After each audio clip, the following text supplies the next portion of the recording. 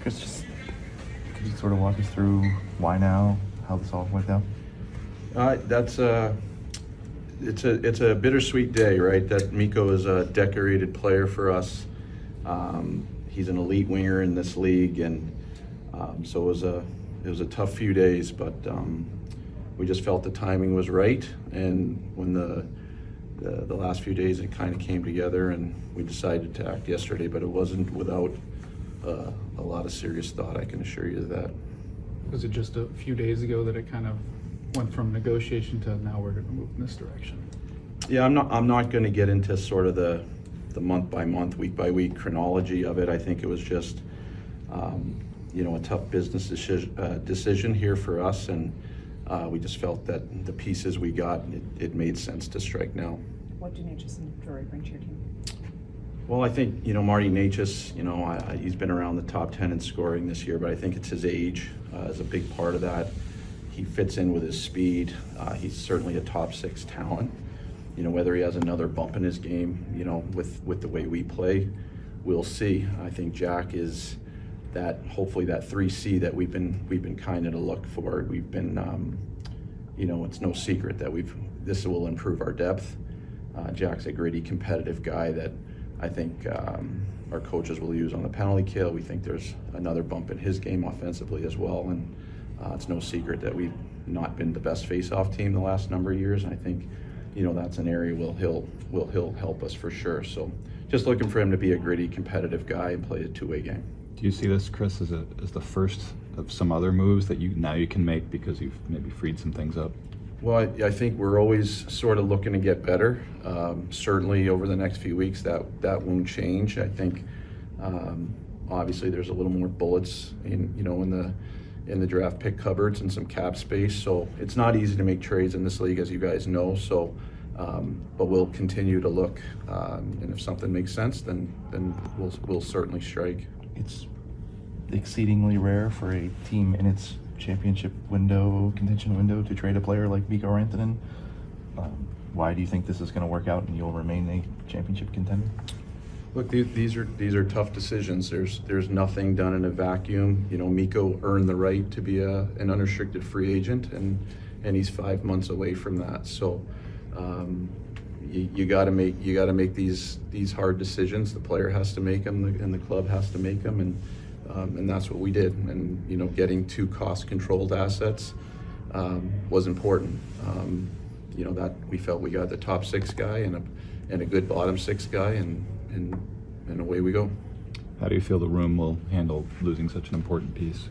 I don't think it's an issue at all. I think they're pros. It's not the first time, right? We've lost some pretty good players here, from the 2020s on. It's a byproduct of the cap world. I think COVID was a tough thing at the time of the cycle we were in. We certainly lost some good players because we didn't have the cap increases that were hopefully going to come, but that no one feels sorry for you. There's a lot of teams that have had to deal with that as well, but I think our guys are, they're a weathered group. They know it's at times it's a tough business, and I think this certainly is one of those times, because Mikko is not only a superstar, and it's cliche, but he's a great person, so we'll definitely miss him. At that moment when you finalize this deal, for you, are there nerves? Is there anticipation? Is there something like, what is just that feeling when you complete a deal of this magnitude? Yeah, I think it's all of that. I think look, we're all fans of the game. You get attracted, to you'll fall in love with your players, I guess, as at times you want to see them do well, and it's definitely a tough part of the business, but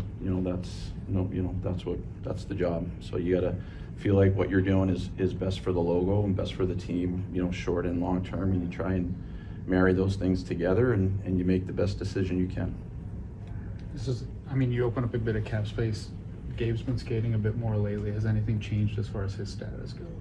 Yeah, no, nothing's changed. Gabe is continuing to grind, and will continue to glean information. Hopefully, maybe it was month by month, and hopefully now it's going to be week by week. But I think every little bit that goes by, but there's nothing in the near horizon, that's for sure. You mentioned the cap. There has been lots of kind of smoke about, hey, it's going to go up this much or this much or this much the next few years. How did you weigh, like, hey, the cap might be a lot more in a couple of years and we might be able to afford all of this, to what you just said about, like, this? Yeah, the cap is going to go up, you know, but you've got to do your internal outlooks, right, for next year. We still, like the the player you just mentioned, we still have a serious unknown on that we don't have that information today. We have to operate in many different lenses and look at it from many different perspectives, and that's certainly one of them. But I think one of the areas where it's clear we're not deep enough, and I think that you got to be deep to go 4 rounds, and hopefully this is going to help that. Obviously, he's a superstar. You can't replace that. But again, he's a superstar that earned the right to be a free agent. So, because of what you said about depth, I mean, do you feel your team's better today than it was yesterday? Again, you lose a superstar, so we're going to have to try and replace him in the aggregate. 50-goal scorers don't grow on trees. You have to usually draft and develop them, and Mikko was a home run for us for many, many years. So I'm not going to sit here and say, we're going to miss him. There's no ifs, ands, or buts about that.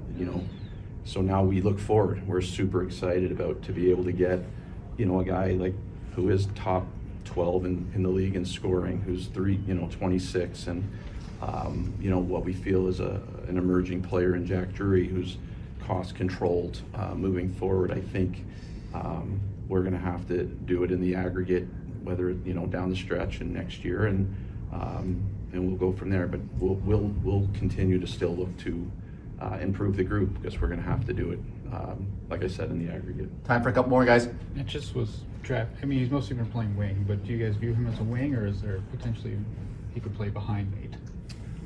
I think the flexibility certainly is there. I think it's been a while since he's played middle, but I think we're drawn to his speed, right? He's an electric skater. Obviously, Nate and Kale and Connor, and then I think Marty is in that discussion. He can fly, so I think that's going to translate well with us. I think the flexibility for Coach Bednar to use him, whether it's trying with Nate or use his transportability with a guy like Casey, and how he's going to deploy him on the power play, I think gives him a lot of options. And listen, if he wants to try him in the middle of the ice, I won't bat an eye. I wouldn't be upset about that either. You mentioned that trades are hard to make in this league. You've made, I don't know, maybe the 2 biggest ones in the league this year. You've had all these injuries. You've overhauled the roster in certain ways. Just what has this year been like for you? Oh no, it's just been hockey, right? That's the job. I think it's hard because the cap world makes it hard, right? And for us, what the injuries are different lengths of time and that sort of thing. But I think you don't look to go out and make trades. You look to try and if you feel you have to, then you have to. I think our group is a resilient group. I think our guys are they're competitive and obviously want to win. And I think the goaltending earlier in the year, we needed to address that, and we did, and hopefully that'll continue to be stabilized. And the last few days, there's tough decisions, but that's the job. Chris, obviously, you mentioned trading the superstar. It's not easy to do, but you reached the point where you're going to do it. Do you realize the impact that can have on the fan base and the reaction sometimes? I'm sure there's going to. It hurt, right? It hurts, right? He's a homegrown talent. He's a superstar person. He's a superstar human being.